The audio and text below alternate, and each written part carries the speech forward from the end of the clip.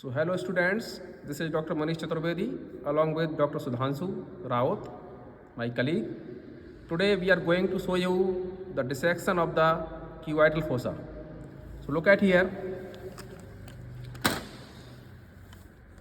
This is the cubital fossa. As you know, this is a triangular hollow depression in front of the elbow.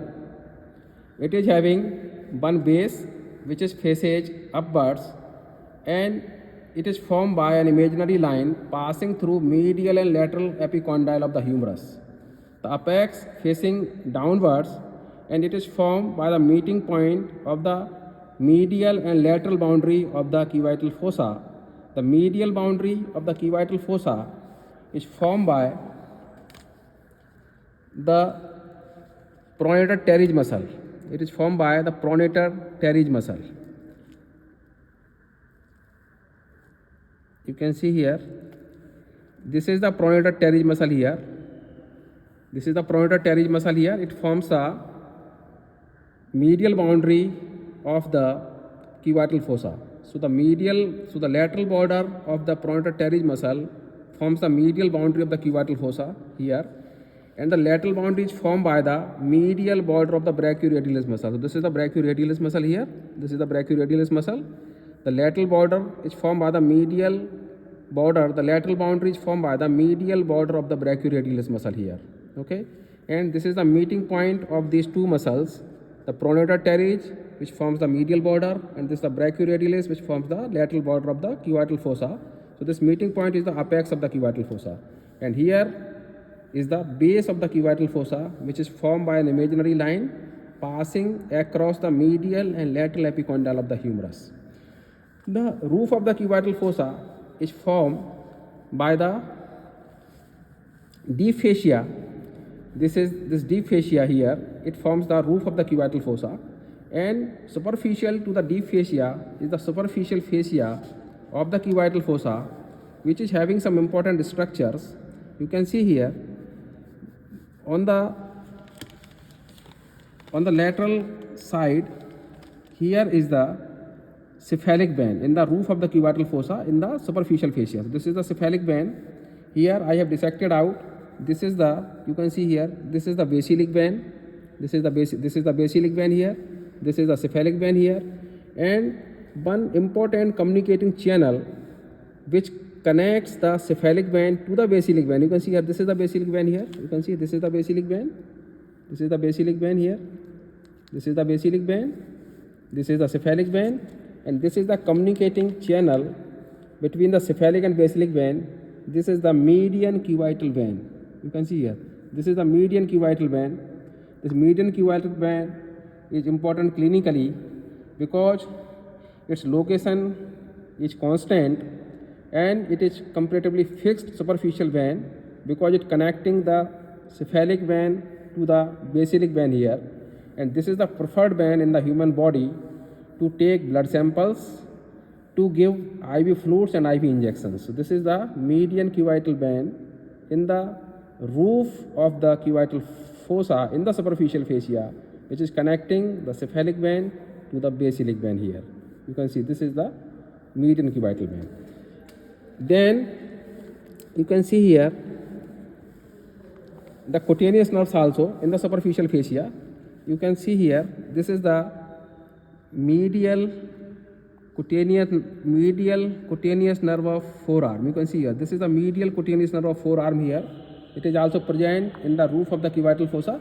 You can see here, this is the medial cutaneous nerve of forearm coming from the medial cord of brachial plexus, and it comes into the superficial fascia above the roof of the cubital fossa. You can see here, this is the medial cutaneous nerve of forearm in the roof of the cubital fossa in the superficial fascia.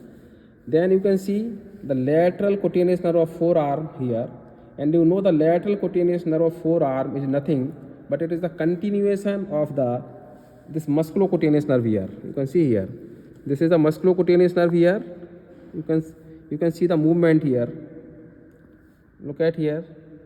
This is the lateral cutaneous nerve of forearm, which is the continuation of the musculocutaneous nerve after piercing the deep fascia in the cubital fossa.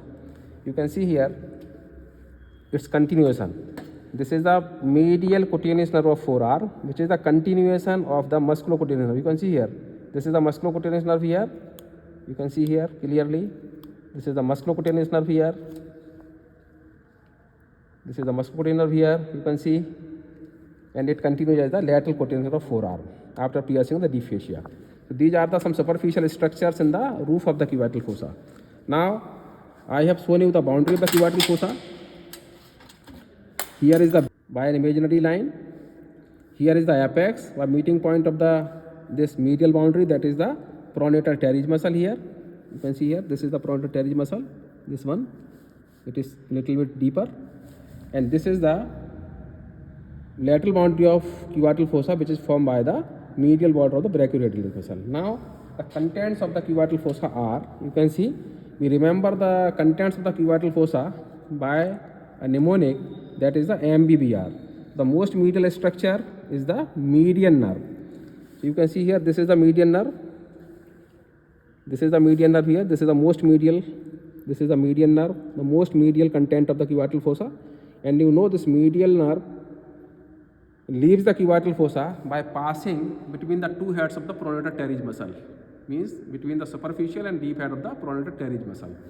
Now second content, which is just lateral to the median nerve, is the brachial artery here. You can see here, this is the brachial artery. This is the brachial artery here. You can see very clearly, this is the brachial artery. This is the brachial artery. And you can see here, this brachial artery is accompanying by a pair of veins, which is known as venicomitants. So this is the venicomitants. This is a pair of vein which accompany the brachial artery. You can see here, this is the brachial artery, and this is the one vein, and this is the second vein, and they form the venicomitants along with the brachial artery. So this is the brachial artery, this is the venicomitant. So this whole is the brachial artery along with venicomitants. You can see here, this is the brachial artery, this is one vein, and this is the another vein here. This is the another vein here, this one. Okay. Now the third content is the tendon of biceps brachii. You can see here, this is the tendon of biceps brachii. This tendon of biceps brachii twisted here and inserted over the posterior rough part of radial tuberosity. And before insertion on the medial side, it gives an aponeurotic expansion or aponeurotic band.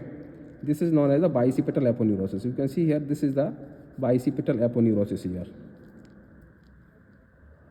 This is the bicipital aponeurosis, which is a flat aponeurotic expansion from the medial aspect of the tendon of biceps brachii before its insertion on the radial tuberosity.